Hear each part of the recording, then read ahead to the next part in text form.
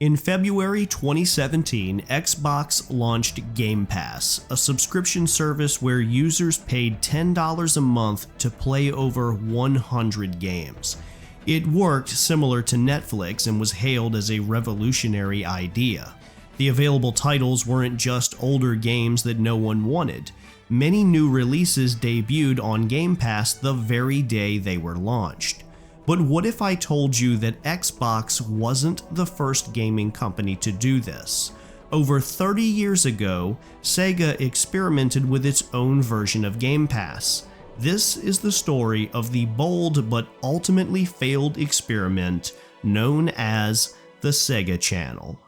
16-bit Super Nintendo with Super Mario World. Wow! What's this one? Oh, this is a Sonic the Hedgehog from Sega Genesis. Hey, look at these radical colors, huh? Wow, Sonic's fast, too. No, over here. In the early 1990s, the console wars were at their peak, and Sega was trying everything it could think of to outsell Nintendo.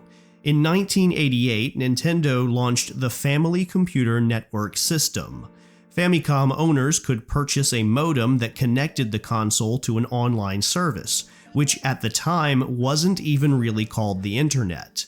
The main focus of Nintendo's initiative wasn't gaming, it was providing users with information like weather, stock prices, and sports scores.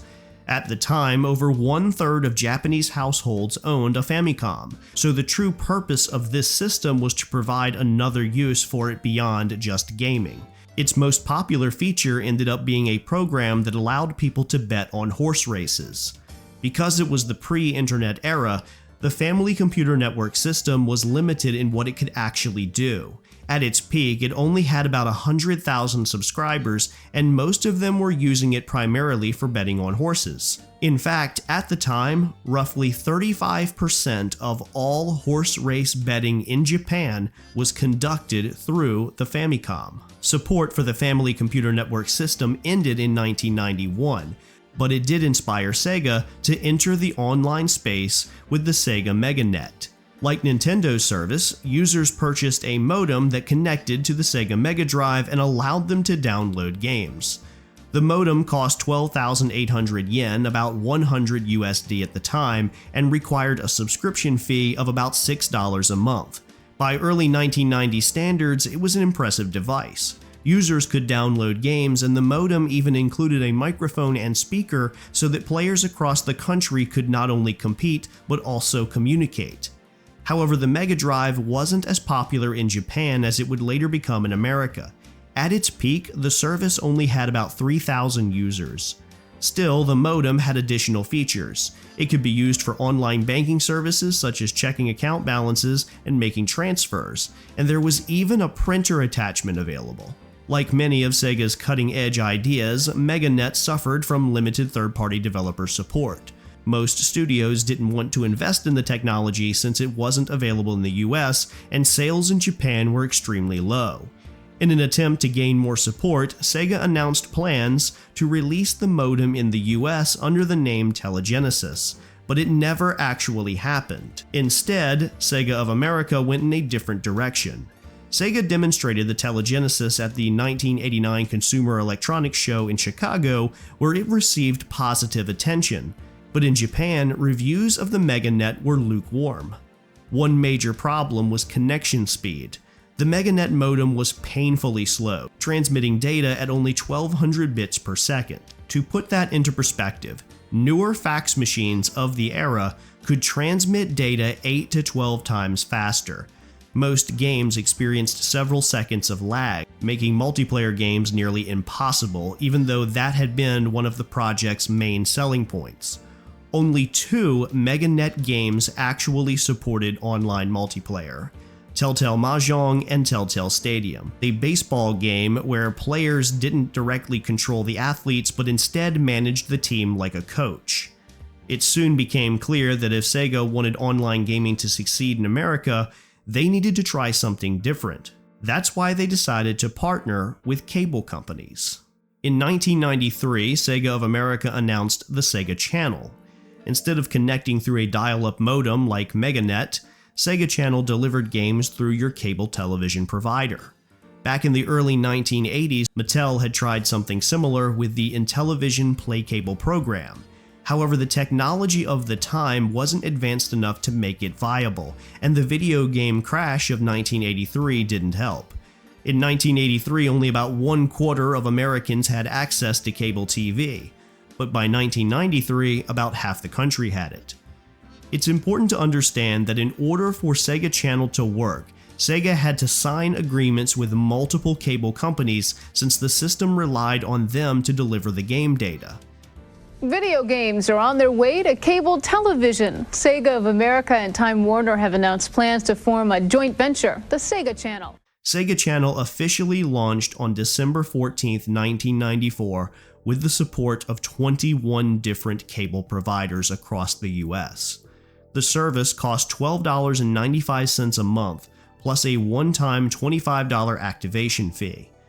It launched with over 50 games. At the time, a new Sega Genesis cartridge cost around $60, so for many players, Sega Channel represented major savings. A one-year subscription cost just over $180, including the activation fee, giving players access to more than 50 games each month. By comparison, $180 would only buy 3 new cartridges. At launch, this was one of the best values in gaming history.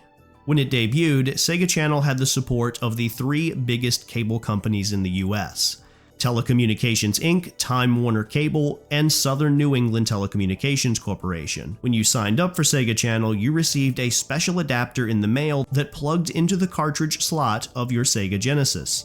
You then attached your coax cable to a port on the back of the adapter. So this is how it worked. When you turned on the system, the Sega Channel adapter would download a selection of games that was being transmitted through your cable company. The data for those games was stored locally on the memory inside the adapter. Yes, I know the process was a bit more complex than that, but I'm trying to explain it in the simplest way possible without any technical jargon so that anyone who watches this video can understand. That adapter, which plugged into the cartridge slot of the Genesis, was basically just a giant memory card. Any game you wanted to play was downloaded onto it. The games available were rotated periodically, just like the library on the Xbox Game Pass is today. One issue with this setup was that your games weren't saved permanently on the adapter. As soon as you turned off your Sega Genesis, all the data was deleted. It also took several minutes to download a game. Even though the games were relatively small, download speeds were still painfully slow back then. But let's be honest, today we still have to wait a while for games to download, so I guess we can't complain too much about that. Perhaps the biggest problem with Sega Channel was that it wasn't available everywhere. Only about 1/3 of US households lived in areas where Sega Channel was offered. Everyone else either had a cable company that didn't support it, or lived in a place without cable at all. The town I grew up in didn't even get cable until the late 90s, and there are still rural parts of the US that don't have cable or reliable high-speed internet. At its peak, Sega Channel had about 250,000 subscribers. That wasn't a huge success, but it was still more than twice the number of users Nintendo had for its Family Computer Network system. You also have to consider that this was cutting-edge technology that intimidated a lot of people.